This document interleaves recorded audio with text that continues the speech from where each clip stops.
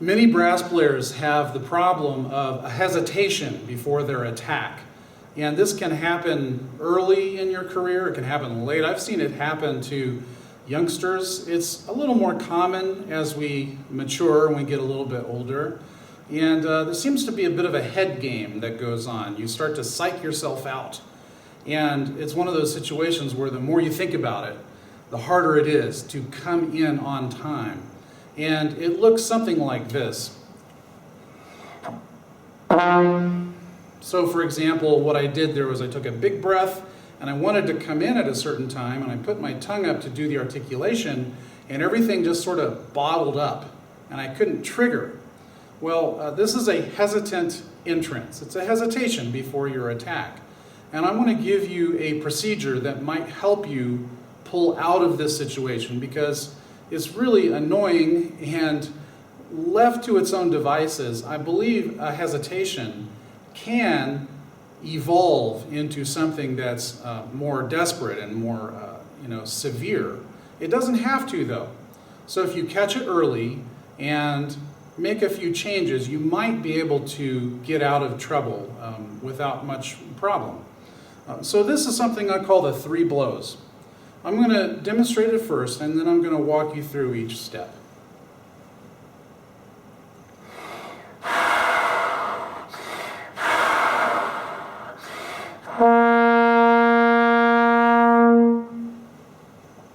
It's very simple. You blow through your instrument 3 times, and this can be done on any brass instrument. You want to exaggerate the amount of air. I'm using more air than I need. And on the first 2 blows, obviously, you're going to have no sound at all. You're basically playing air trombone or air tube or whatever it takes. And you're enjoying or creating this sense of whoosh, the air rushing through the metal, and you'll hear it if you do it right. You want to hear the exaggerated whoosh of the air through the tube. That's very, very important. I want to do it for you again before I continue, so that you can listen for that. Listen to the amount of air that's going through the trombone.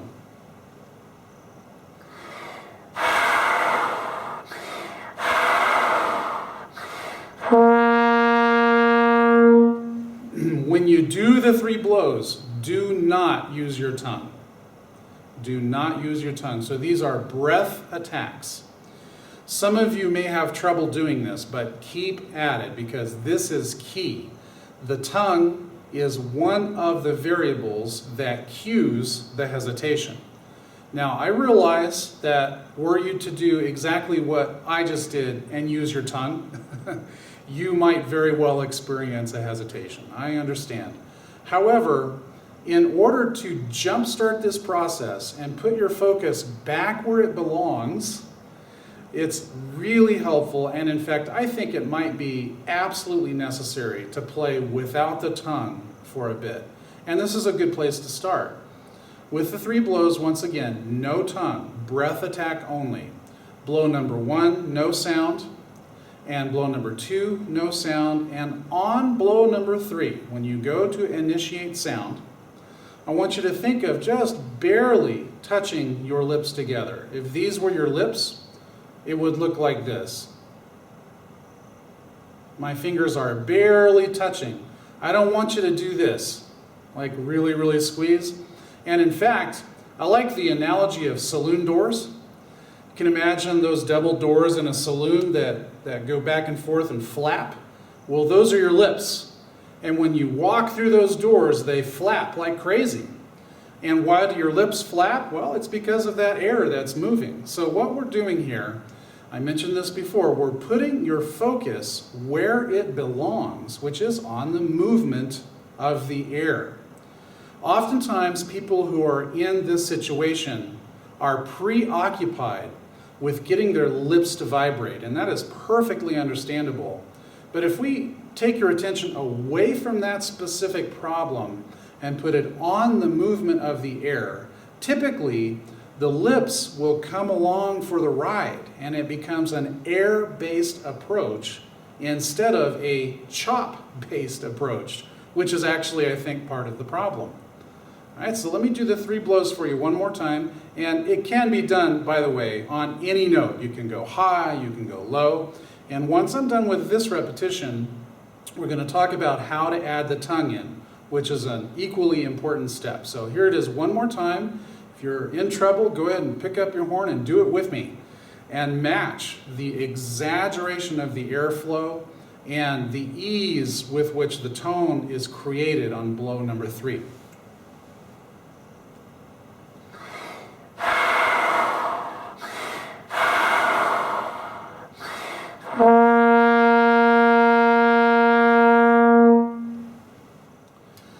Now that you've got some air moving, it's very important to keep it moving. So everything that we've done so far, keep it going. Keep moving the air in this exaggerated way. Now I realize the flow rate will be different if you're a horn player or if you're a trumpet player, if you're a tuba player. I understand that. You can manage your individual flow rate so that it's appropriately exaggerated, but it should be exaggerated in order to get you through this problem. The next thing we're going to do is add the tongue. But what I want you to think about is the syllable D instead of T. So D as in David, and the vowel which follows that consonant doesn't matter quite so much. I'm aware that some tuba players like D-O-H, which is perfectly fine. If you like do or to normally, I'm going to make the T a D. It's very important. And the second thing I want you to think about is I want your tongue to attack the top of the roof of your mouth, to touch the roof of your mouth in a slightly different place than you are used to. This might mean the tongue comes down on to the teeth a little ways, or it goes back towards the soft palate, but do something a little bit different than you're used to. Now the 3 blows become 2 blows because we're not even going to worry about making sound. All we're going to do is 2 blows, no sound, with a D attack on the front. Move the air vigorously.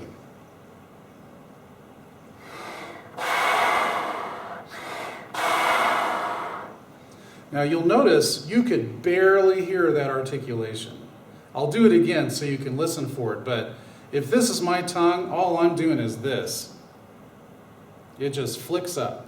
It does not stop the air. It doesn't even start the air.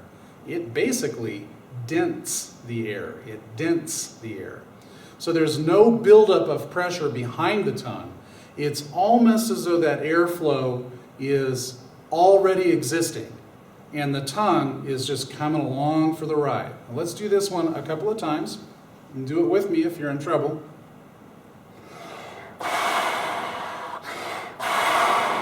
In fact, you can string as many of these together as it takes before, until you're able to do it smoothly and without hesitation.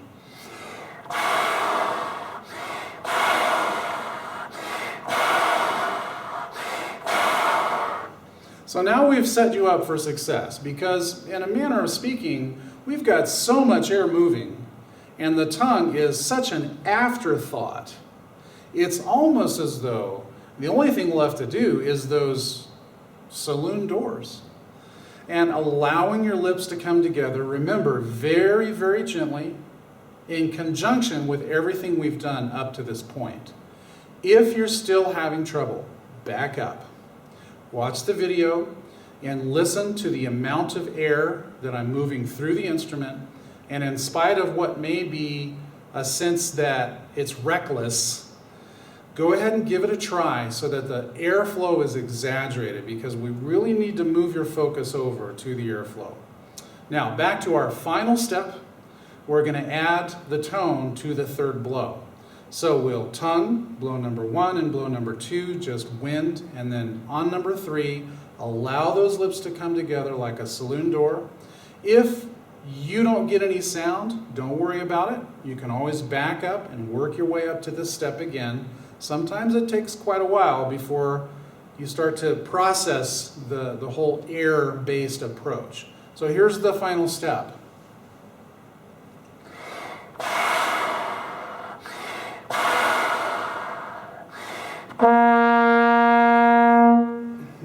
you do it right, you get the sense that the tone almost starts before you're done inhaling.